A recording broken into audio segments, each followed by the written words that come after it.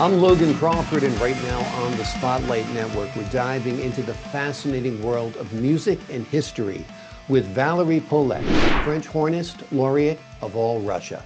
Written by a terrific author, his name is David Gladen. This book reveals the extraordinary life of Valeriy Polekh, a celebrated Russian hornist whose career spanned some of the most tumultuous times in history. Translated from Russian, this compelling autobiography captures the passion, resilience, and artistry of one of Russia's greatest musicians. We're delighted to have this very talented author join us here today on Spotlight. We thank the team at Workbook Press for helping us put him in the spotlight today, and we ask viewers like you to support authors like him by subscribing to our channel and by purchasing his amazing book. The links are below this interview. David, thank you so much for joining me here today on Spotlight. Glad to be here. This is quite a story that you tell, and it's quite a way that you tell it, considering it was translated from Russian. How did a guy like yourself learn to speak Russian so fluently? Well, there's a bit of a story, but the Air Force taught me Russian. Mm. Um, I did eventually get a degree in Russian, but I really learned Russian in the Air Force. So translating this book about a musician was sort of a stretch because musicians speak a different language than the military does. Exactly. Even in English, musicians speak their own language, and sometimes it's hard to translate, but you've done a wonderful job in translating this book, of course. What drew you to Valeriy Polekh's story? Well, as you said, Valeriy Polekh's a Russian musician. Um, he got to know my father-in-law, my wife's father, in the early days of Glasnost. The Moscow Symphony came to Los Angeles, and at that time, Jim Decker, my father-in-law, was the president of the Los Angeles Horn Club, and this gave him enough of a lever to invite the whole brass section of the orchestra to his home after a performance. So they came to his home, and Valeriy and Jim got to know each other. They said the Russians, this was quite a home. The Russians thought sure this was a museum until Jim showed them the children asleep in their beds. But Amazing. he sent Jim a copy of his autobiography, which of course is written in Russian, and Jim does not speak Russian. So he asked me to translate the chapter that's about him. And then I asked him if he thought there'd be interest in the rest of the book. So I did translate it. And we have it now in print. Very good. Amazing. What do you find compelling about Valeriy Polekh's story? Um, well, besides his life, he really started from the really early times of the Soviet era, and he lived through the end of the Russian-Soviet era. And he talks about a lot of the people that he met along the way. And as he's doing that, uh, he presents a picture of the culture and the life in Russia that I really haven't seen in any other book. It's not the sort of thing you would get from a history book, um, and probably not from a storybook, but he talks about things along the way. Like the year he was born, the street in front of their apartment was plowed up so they could plant a garden. Mm. That's that's a pretty tough time. I can't imagine they were plowing with horses, and it would be tough to plow up the street. And they must have really been desperate to have a vegetable garden. Uh, and a, a few other things. For instance, the he talks about visiting his cousins, and his cousins had a Russian stove. And I've seen references to it, a Russian saying, if if I were rich, I would lie on this stove all day. And Mm. I, what on earth? Well, on a old Russian stove, uh, behind the cooking surface, there was a where my mother's stove had a warming oven. Behind that was a bed, Mm. and the heat from the stove would warm this bed.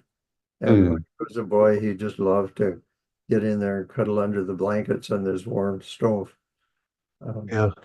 It's a beautiful image and really points out how inhospitable the climate is in Russia, particularly during the winter months, and just how poor they were huddling around the stove, sleeping behind the stove.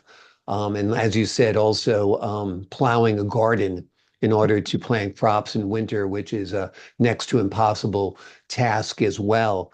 Um, it must have been extreme, aside from his poverty, uh, navigating a career in music during the Soviet rule must have been very difficult as well. Could you talk a little bit about some of the other challenges he faced?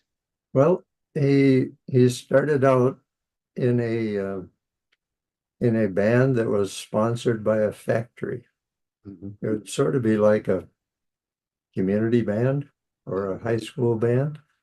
And the manager of the factory sponsored this band, and he got good enough that um, he qualified to go on to his music school, and there was a testing. He had to qualify, and the first thing that happened when he got to the music school was because he had started out playing the trumpet, his position and then he switched to a French horn. It- he was playing with as though it were a trumpet, and he had to change the position of the mouth on his mouth on the horn's mouthpiece, and Mm. he lost. He said, I'll never make it. I can't. I'll lose all my playing." But he did. He got good. He got better. He rose then. He developed his skill, and he ended up playing with the Bolshoi Theater, the best musicians in Russia. But along the way, he met people like someone might recognize the name Timothy Dockshire. Sorry, Timothy Dockschitzer. Um, he was a trumpeter, and when uh, when Polekh met him, Dockschitzer was going to do a recording of the flight of the bumblebee, Mm. and he was going to. At that time, this was before tape recordings, so they had to record it on a 78 RPM record. So he had to time it to fit what would fit on the. So Doc Schitzer sat there with a stopwatch, timing himself as he worked his way through this until he got to playing it fast enough. Now, if you ever heard this, this is an incredibly complex thing to play. Uh, Doc Schitzer is quite a guy. A trumpeter friend of mine did recognize the name, but uh, that's just one. He worked for directors, people you've never heard of. But um, I'm not sure how much to say.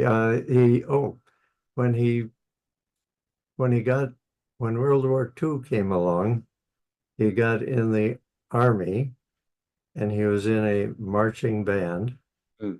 and he heard about a contest then for that would a contest between all the French hornists in Russia, and he applied and got accepted. In order to play, he borrowed a better French horn from one of his teachers, because he didn't have a real good one at the time. And the day of the contest, he had the day off, but if you've been in the army, you know that your sergeant really controls everything. Well, his sergeant that morning said he didn't care if Polekh had the day off. He had to take care of the laundry first. So Polekh took care of took gathered up the sheets and got them to the laundry, and then he went off to his contest and won this position then as the top hornist in Russia at the time. It's This was amazing. World War II. Amazing. Amazing accomplishment considering he had to do the laundry before he could go to the contest. Again, kind of points to the era and the circumstances of his life at that time. Mhm. The name of the book is Valeriy Polekh, French Hornist Laureate of All Russia. It is an amazing book that reveals the extraordinary life of Valeriy Polekh, a celebrated Russian hornist whose career spanned some of the most tumultuous times in history. Translated from Russian, this compelling autobiography captures the passion, resilience, and artistry of one of Russia's greatest musicians. David, thank you so much for joining me here today on Spotlight and sharing these terrific stories. Thank you, Logan. I appreciate your time, sir. And to the folks at home, I'm Logan Crawford, thanking you for your time this time. Until next time on Spotlight.